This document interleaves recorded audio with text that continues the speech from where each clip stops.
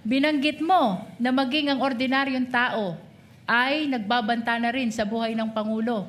Ano pa ang naging obserbasyon mo na may kinalaman sa naging banta ng Pangulo, ng Vice Presidente sa buhay ng Pangulo? Objection on the use of the word banta, Your Honor. Witness already used that word.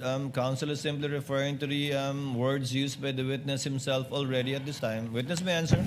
Napansin ko nga po na tumaas ang antas ng kaguluhan sa pamamagitan po. Doon lamang po sa social media, kita-kita natin, meron po mga panahon na nating pong Pangulo ay nasa isang event na live, meron pong mga magko-comment na barilin na yan, meron pong mga video na nakuha ng ating CCD na mayroong nagkakasa ng baril at ang reference din po ay isang bala lang to sa ulo ng presidente.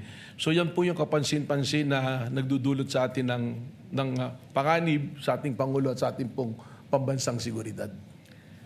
Pagkatapos ng mga nabanggit mong obserbasyon sa inyong investigasyon, ano ang inyong ginawa sa Special Task Force kaugnay pa rin ng inyong investigasyon sa banta ng Vice Presidente sa buhay ng Pangulo? Malinaw po ang mandato ng Special Task Force at ang mandato po nito ay patuloy na bantayan ang seguridad po ng ating Pangulo. At hindi lamang po para bantayan ang seguridad ng Pangulo, kundi hanapin at ma-identify kung sino ang kinausap ng Vice Presidente para po patayin ang ating Pangulo.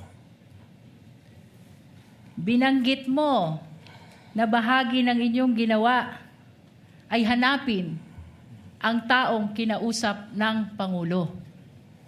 Ano ang inyong napag-alaman, kung mayroon man, kaugnay ng tao na kinausap ng Vice Presidente upang patayin ang Pangulo, ang First Lady at ang former Speaker?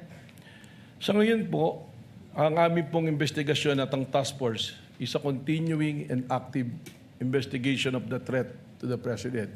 Meron po tayong mga leads natin pong sinusundan at katunayan, we already have established persons of interest na maaaring makapagturo o tumukoy doon sa taong kinausap ng ating Vice Presidente o maaaring isa rito sa tinatawag nating persons of interest ang siyang talagang nakausap ng Vice Presidente. Mr. Witness, binanggit mo yung persons of interest upang mas maunawaan tayo ng mga kababayang nanonood. Ano ang ibig sabihin mo ng persons of interest?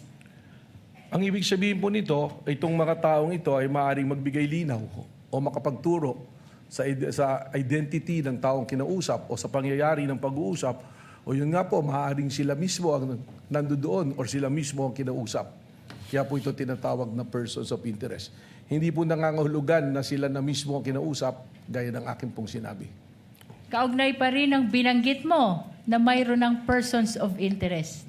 Mr. Witness, ano ang pagkakakilanlan ng mga persons of interest na tinukoy mo?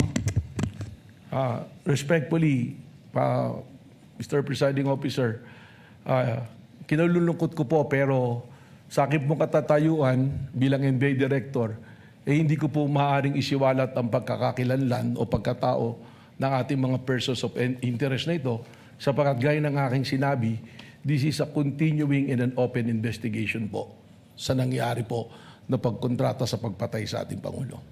Mr. Witness, matagal nang iniintay ng sambayanan kung sino ang taong kinausap ng Vice Presidente.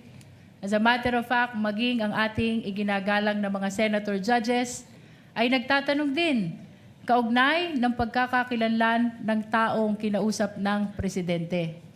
Ano ang dahilan, kung mayroon man, bakit mo sinasabi, Vice President, bakit mo sinasabi na hindi ito pwedeng i-disclose o isa-publiko itong mga persons of interest na tinukoy mo? Alam po ninyo, maraming kadahilanan. Tayo po ay nasa law enforcement. Kapag ang ganito pong bagay na it's an open and continuing investigation na ating isisiwalat, unang-unang pong mangyayari rito ay makukompromiso po ang ating investigasyon. At may lalagay po sa alanganin yung pong ating mga tinatawag na informants o assets na nasa ground na nagbibigay po sa atin ng human intel na tinatawag. At kasama na rin po rito na yung pong aming capability to have successful operation ay makompromiso sapagkat maaaring hindi na po kami pagtiwalaan ng aming pong mga pinanggagalingan na source. Pangatlo po, it will violate the right of privacy po ng mga individual na ating natukoy na persons of interest. At meron din po itong kaparusahan under the Administrative Code na kung ang isa pong information ay confidential, secret, or top secret, eh hindi po ito pwedeng ibahagi basta-basta sa publiko. Ito po ay exception din sa Freedom of Information under po sa Memorandum Order number 15 po ng ating pong Pangulo. Mr. Witness, binanggit mo ang maraming dahilan kung bakit hindi mo pwedeng i-disclose itong pagkakakilanlan ng mga persons of interest. Baguhin ko yung tanong, anong pagkakataon, kung meron man, na maaari mong ibahagi sa impeachment court na ito ang mga persons of interest na tinutukoy mo? Alam po ninyo, kahit dumating yung punto na matukoy na natin kung sino ang kinausap, we have the right to protect yung pong aming mga informants. Sapagkat ang pinoproteksyonan din po namin dito ay ang institusyon ng NBI. Subalit ito po ay patuloy na pagsusuri at report na tuloy na ginagawa po ng National Bureau of Investigation. Katunayan po, nandirito po sa akin yung mga report ng task force, tag as confidential, kaya pagpamanin po ninyo na talagang hindi ko po ito pwedeng ibahagi na pagpapubliko. Ano Your Honor, yung please. mga... Counsel for respondent is recognized. Your Honor, considering already the length of time, can we just ask for a 5-minute recess, Your Honor? Actually, I'm about I'm to do so as soon as the counsel for the lead counsel winds Your Honor, up. I'm about to conclude. As soon as the direct examination is concluded, the chair will declare a recess before we proceed with your cross. Would that be okay, counsel? Okay, Your Honor. Counsel may proceed. Witness may answer. Mr. Witness, ano yung mga papel na ipinapakita mo kanina? Ito po yung patuloy na pag-uulat, mga minutes ng meeting at mga intel report po na nasagap, kaugnay po sa ating isyong pinag-uusapan. Kaugnay ng mga persons of interest na hindi mo pwedeng isiwalat, iyan ba ay bahagi ng mga papel na iyong ipinapakita? Kasama na po ito. Mr. Witness, I'm about to conclude. Ano ang nalabag ng Vice Presidente kung mayroon man? Objection, Your Honor. Kaugnay ng banta niya sa buhay ng Presidente. Your Objection. Honor, this is still part of the investigation.